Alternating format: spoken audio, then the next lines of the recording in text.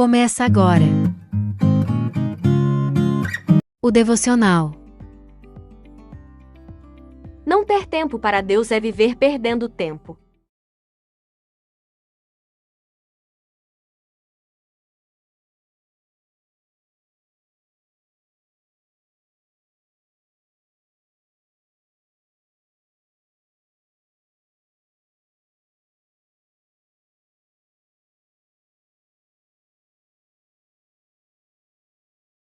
Que ocupação é a sua?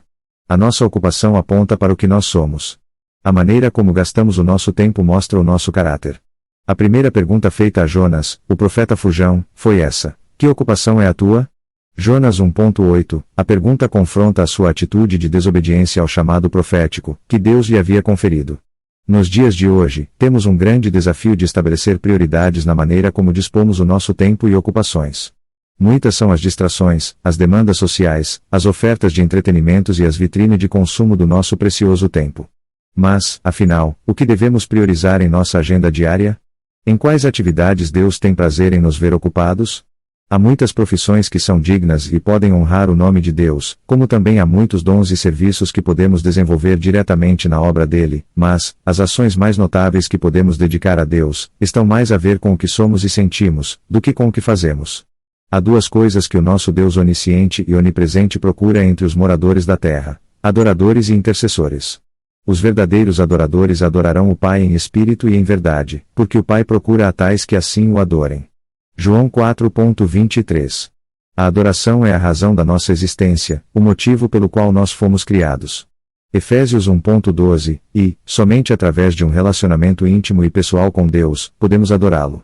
E ninguém pode nos substituir nessa tarefa. Sua adoração é exclusiva diante de Deus. Jesus falou aos seus discípulos, pouco antes de sua paixão e ressurreição, que estava indo para a casa do Pai para nos preparar lugar em muitas moradas. João 14.1.3, então, há um trabalho sendo feito por ele agora. E não é uma construção física de casas para nossa moradia. Em Romanos 8.31 a 34, descobrimos que o trabalho que está sendo efetuado por Jesus, à destra do Pai, é intercessão. Ele vive hoje para interceder por nós. Hebreus 7.25. Procurei entre eles um homem que erguesse o muro e se pusesse na brecha diante de mim e em favor desta terra. Ezequiel 22.30. Assim como Jesus intercede por nós junto ao Pai, ele nos delegou a tarefa de interceder por outros. E por que nos delegou essa tarefa? Porque deseja compartilhar as suas realizações conosco. Precisamos aprender a gerar a vontade de Deus em oração pelos que ainda não foram salvos, pelas autoridades instituídas, pelos nossos líderes, pela localidade onde habitamos, por nossa casa e uns pelos outros. Se o meu povo, que se chama pelo meu nome, se humilhar e orar, buscar a minha face e se afastar dos seus maus caminhos, dos céus o ouvirei, perdoarei o seu pecado e curarei a sua terra. 2 Crônicas 7.14. Seja achado por Deus. Então lhe perguntaram: agora diga, quem é o culpado de tudo isso?